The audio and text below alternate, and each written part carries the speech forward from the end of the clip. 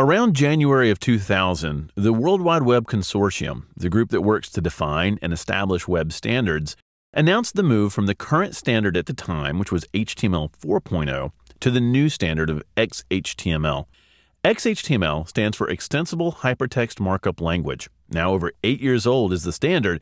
xhtml is no longer the new standard. It is the standard markup language for creating web content. If you never learned HTML, don't let the prospect of learning xhtml intimidate you. xhtml is actually easier to learn than HTML, since it contains a smaller set of tags and has stricter rules about what's allowed. Put simply, xhtml marks the transition of HTML to XML, as xhtml is a combination of the two.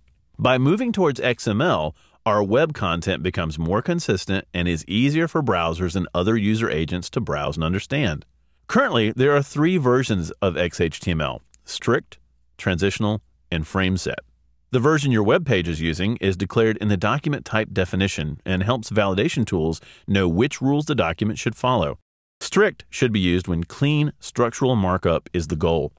Transitional still allows some HTML 4.0 attributes, making it ideal for backwards compatible websites. Frame set is used when you need to use frames within your pages.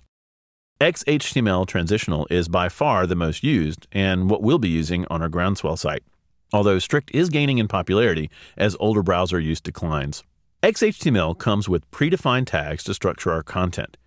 In xhtml, for example, h1 doesn't mean the biggest, boldest heading. It means the most important.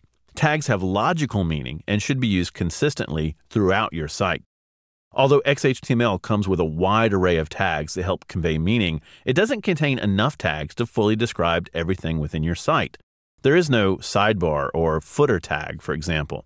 To help further describe your page elements, you will often use the ID and class attributes of tags to attach further meaning.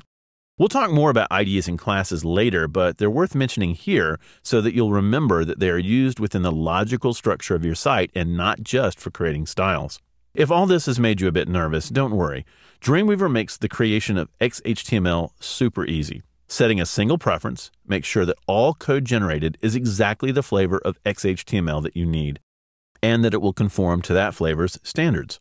When we define our site later, we'll make sure that we set the version of xhtml we want to use for the document creation, and we'll be all set. If you want to learn more about xhtml, you can browse to the World Wide Web Consortium's homepage at w3.org. Scrolling down, you'll see a list of topics on the left-hand side, and if you go all the way down to xhtml, you can simply click on that, and it will take you to the xhtml Working Group's homepage. This page contains all the information that you'll ever want to know about xhtml, so if you're looking for a little light reading on the exact specifications of xhtml, this is a great place to start.